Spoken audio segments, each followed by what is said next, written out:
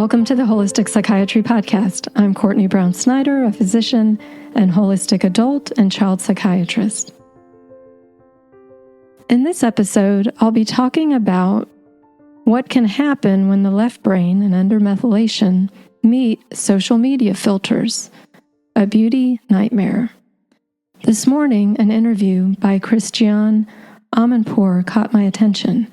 It was with Coralie Fargiat, the director of The Substance.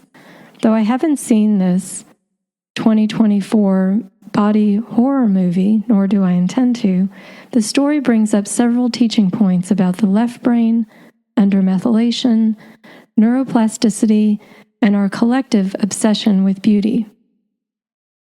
The movie is about an actress, Elizabeth, who loses her fitness television show when she turns 50. She has aged out. While in a hospital after a car accident, she is directed to a product, The Substance, a green liquid that will allow her to butt off a younger version of herself. Sue. The rule is that Sue can only go out into the world for 1 week at a time, while Elizabeth lies dormant on the floor, and so they alternate each week.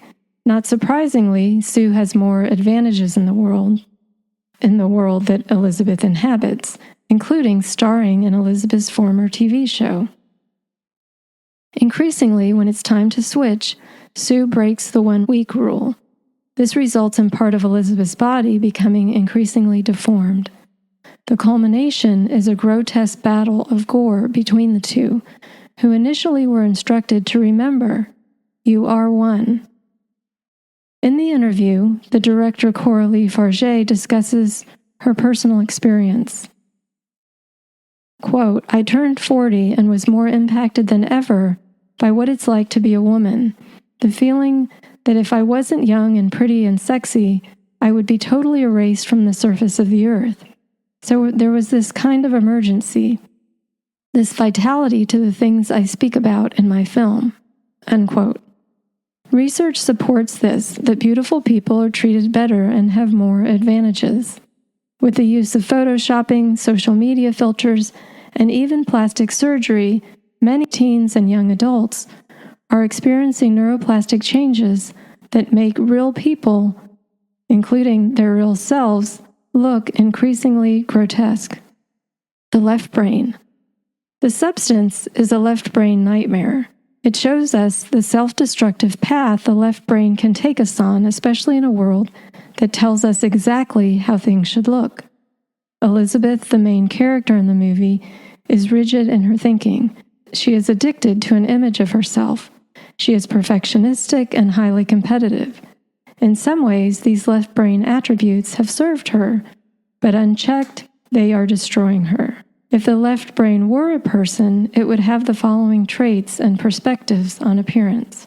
Now, these are oversimplified and pulled from some of the work of Dr. Ian McGilchrist, who wrote the book The Master and His Emissary, the master being the right brain and the emissary being the left brain.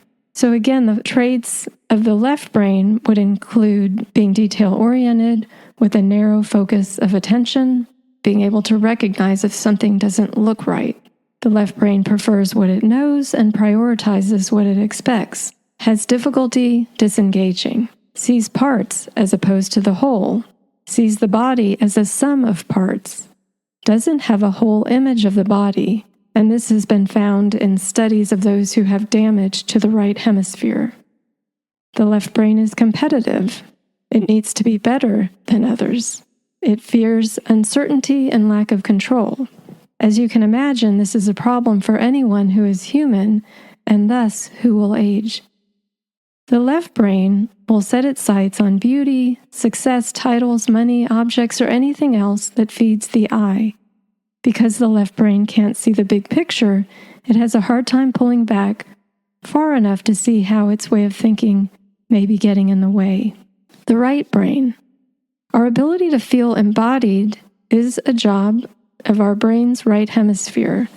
When the voice in the movie reminds Elizabeth, "You are one," it is speaking on behalf of her right hemisphere, or so I believe. Our right brain allows us to have compassion, including self-compassion. It honors diversity and differences. It can see the bigger picture of our lives that involve multiple developmental stages. It can sit with uncertainty and know that our imperfections and differences promote connection with actual human beings. Undermethylation. When I think of the left brain, I can't help but think about undermethylation. Methylation is a biochemical and cellular phenomenon that serves many important functions. If we undermethylate, we can have more difficulties breaking down histamine, more difficulties detoxifying, and lower serotonin activity. Undermethylated traits which align with left brain tendencies include perfectionism, obsessive-compulsive tendencies, being highly competitive, having ruminations, and addictive tendencies. The NMDA receptor. For those of us who are undermethylated, we can have high activity at this receptor, which can result in a problem with memory extinction or letting go of a thought. This could look like obsessive-compulsive tendencies, including those seen in body dysmorphia, and addictive tendencies. High histamine, again due to undermethylation, can increase activity at this receptor. Low zinc, high estrogen, and low magnesium can also be at play. I suspect that Elizabeth was undermethylated and had high activity at the NMDA receptor. Both could be assessed for and treated, in part, using targeted nutrients. I say in part because the brain training that occurs through social media is difficult to override if someone is still, as they say, using. Neuroplasticity and images of perfection. The more we see beautiful images, the more that will become the norm in our mind, and the more anything deviating from that norm will stand out as problematic, at least to the left brain. This was already a problem with photoshopping of celebrities and models, but now, with social media filters, women and teens aren't just comparing themselves to celebrities and models, they're comparing themselves to their image created by a filter. Filters can create larger eyes, bigger lips, more angular jawlines, whiter teeth, slimmer faces, and smooth and even skin tones. Research into the use of filters shows that millennials are predicted to take 25,000 selfies on average over their lifetimes. About 90% of women aged 18 and 30 report using beauty filters before posting selfies on social media. Repeated interactions with filtered images and associated beliefs and worries are increasing the risk of mental health issues such as depression, social anxiety, reduced self-esteem, appearance anxiety, body dysmorphia, and an increase in plastic surgeries. 62% of plastic surgeons report that their patients wanted cosmetic procedures because of dissatisfaction with their social media profiles. And using a filter is resulting in what some plastic surgeons are calling Snapchat dysmorphia.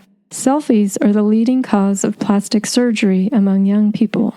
Girls who routinely shared self-images on social media had considerably higher body dissatisfaction related to those who share selfies less frequently. Body dysmorphic disorder among young women is linked to social media use.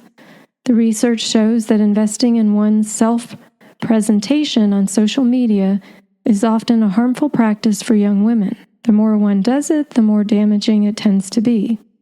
It encourages hyperattention to unrealistic beauty standards and a desire to change one's physical appearance. This problem of hyperattention to unrealistic beauty standards isn't just a phenomenon of teenage girls and young women. I'm 57, and I had to make choices about how much attention and how much of my neural wiring I would put to what increasingly felt like defying the very full and lovely reality of my current age. A sequel. If I could write a sequel to The Substance, it would be about how Elizabeth, the main character, gets off screens and finds a group of real women, her age and older, that she comes to trust, finds refuge with, and who she is inspired by. Instead of looking through a lens of culturally defined beauty, she is struck by the strength, courage, and peace they never could have embodied at a younger age.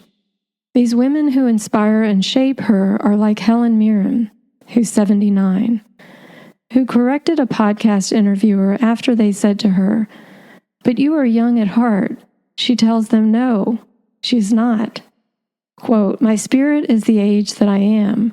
When you say youthful, I am not full of youth. I am full of the life that I've lived up to this point." Unquote. As girls and women, we need these women in our lives. We can do our part to become these women, the desperately needed embodiments of the right brain. Thank you for listening. If you'd like to subscribe to these newsletters and podcasts and receive them in your mailbox each week, please consider subscribing at CourtneySnyderMD.com. I look forward to connecting with you in a future episode. Until then, take care.